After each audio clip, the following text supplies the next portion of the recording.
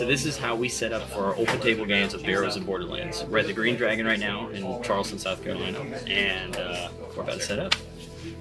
We got John on the camera, Anthony, Shay, Jacob. We got more players coming later. That's a comment for later. That's it. We started playing tabletop RPGs over a decade ago, and we started with 5th edition, and this was back when I was in high school. I was 14. We just got the new set of books, and then eventually we started moving backwards with our game, all the way back to original D&D. But that still didn't quite hit the style that we were trying to play. I mean, we wanted that science fantasy in our game, but we still wanted it to have that feel of OD&D. And then we started working on Barrows and Borderlands. I started working on the world. A lot of the concepts for the world are over a decade old as well, like Mobius the Mad God, and a bunch of the concepts actually come from our high school gaming. And some of the same players that played with me in high school are still in the group today. We've made it up to, I think, 38 players so far. And, we run our campaign 1-to-1 time. Every week in the game is a week in the real world for us.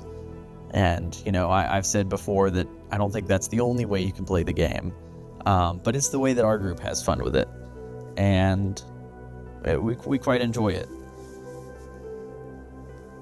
A lot of the newer players that are starting out at the table, I mean, we've got players that are 14 all the way to 60s.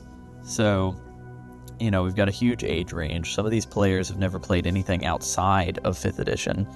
But, my core group, we've been trying out different systems for years. I mean, we probably have tried 30 systems a year for like 3 years now. And a lot of these guys in my core group, like I said, some of them are my friends from high school. Some of them I met when I moved to Charleston, and I joined a HEMA group, fencing. And, we hit it off, and they joined the table. And, since then, they just keep playing. We've had hundreds, thousands of characters over the years.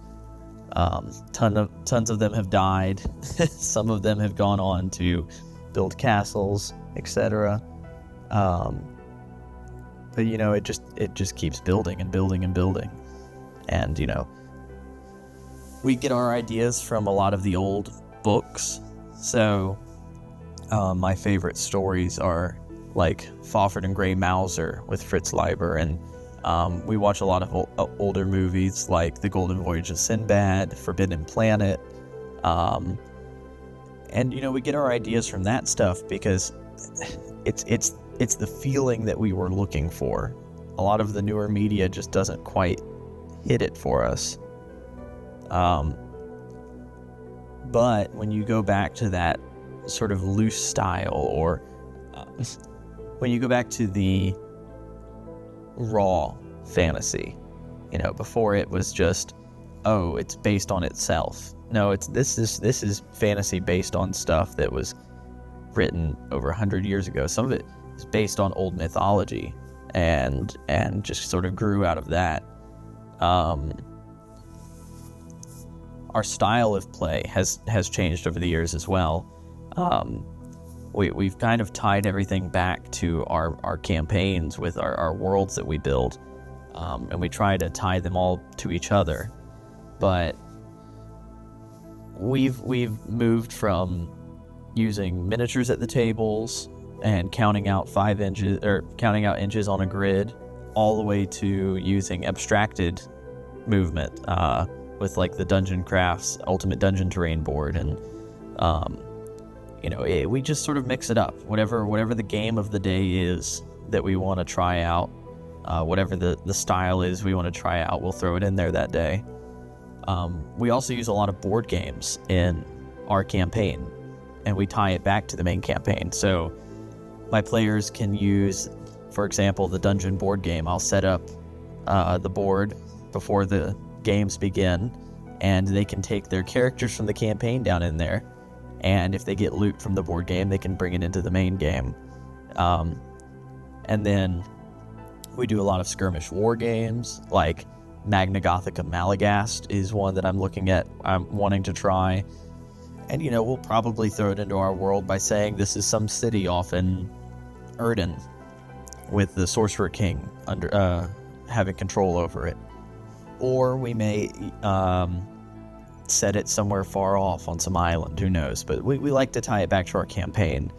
We will play Traveler or Mothership, and we'll say, okay, well, this is happening before the apocalypse happened. And, we just like the idea that every time we play the game, we're adding to the lore of the setting. We are writing it by playing it. I don't have to sit there at my computer and just type stuff up all day long. When I write the history of the world, it's the history because it happened in our game. But yeah, I wrote this game with that in mind, and whenever I added in a bunch of the hex locations and radioactive boogaloo,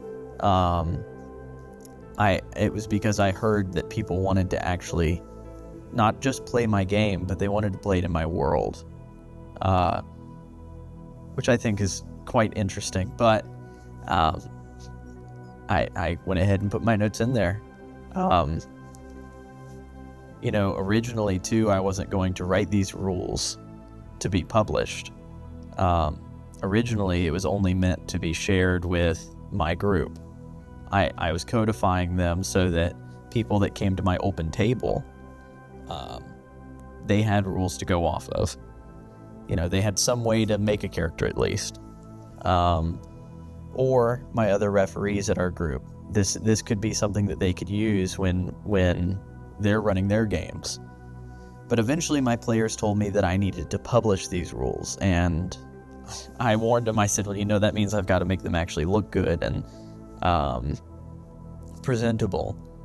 And I was wary of it at first, but they kept talking me into it, and here we are. I mean, if you had asked me a couple years ago if I was going to be making box sets by hand in my shed and mailing them off every week, I would have said you were crazy. I just want to play the game. And I think that's what a lot of people want, is they just want to play the game. It definitely is a little surreal, the idea that other people out there might want to play my game too, and I understand. My game's not going to be the end-all be-all of every table. I even say in the books, change whatever you want. Don't use anything unless you want to. If you want your world not to have black powder, fine, take the guns out. If you don't want the radiation stuff, fine, take that out too. It's meant to be modular. And hey, maybe you like playing something like Swords and Wizardry, or you like playing something like Old School Essentials, and maybe you just want to use some of these rules. Maybe you want to throw in the radiation and get rid of everything else. That's fine too. I tried to make it compatible because we play a lot of games. We play a lot of systems. Our table doesn't just play Barrows and Borderlands. We play tons of other games. Hyperborea is another good one. I've been getting interested in Arduin a lot recently. And, there's tons of systems out there. My love is playing. My love is sitting down with my friends and just playing the game. And I think that's what's most important. But I sat down with a couple of my players and asked them a couple of questions, the ones that were comfortable being on camera, including my fiance, who gives just my favorite answer of what it's like being engaged to the referee and the creator. But yeah, and I apologize for any audio disturbances.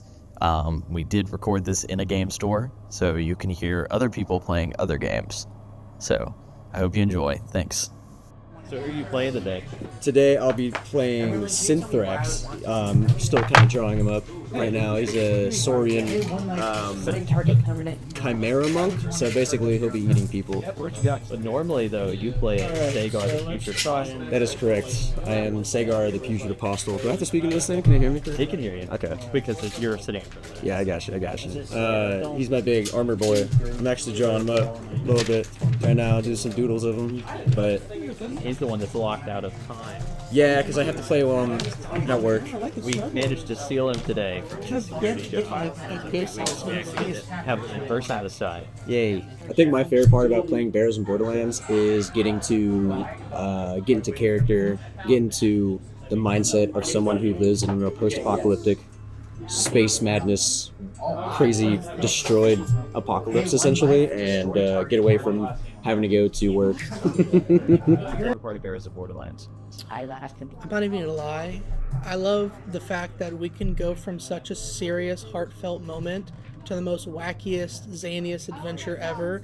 Like the flexibility and the horizon of the overall game makes it fresh to where every time you play it can be slightly different, but also familiar. And it's very refreshing to find a game like that. So what's your favorite part about being engaged to the creator of Barrows Borderlands? That hopefully I'll get money later. So, What? Damn shit. so you got. Who are you playing? I'm playing Nephilim. Who's Nephilim? She's a brownie goblin. So she's not the typical gross, creepy goblins. She's like a cute fae creature.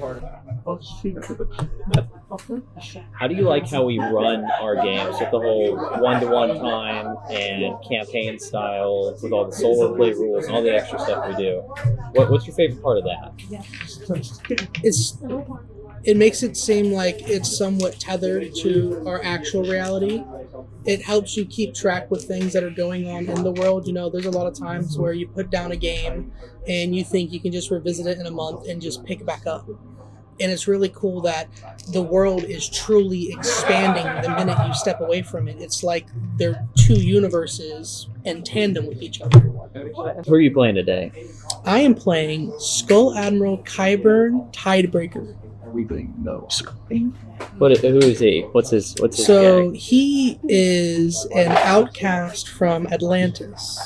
He was the Skull Admiral, which is the head of the Atlantean fleet, and he was also in the King's Guard after a tyrannical king coup was in place. He had to break his oath and kill the tyrannical king, and for that they outcast him, sending him through a portal which they thought was going to send him to his death.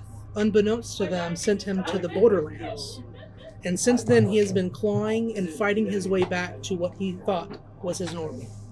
Nice. What's your favorite character death?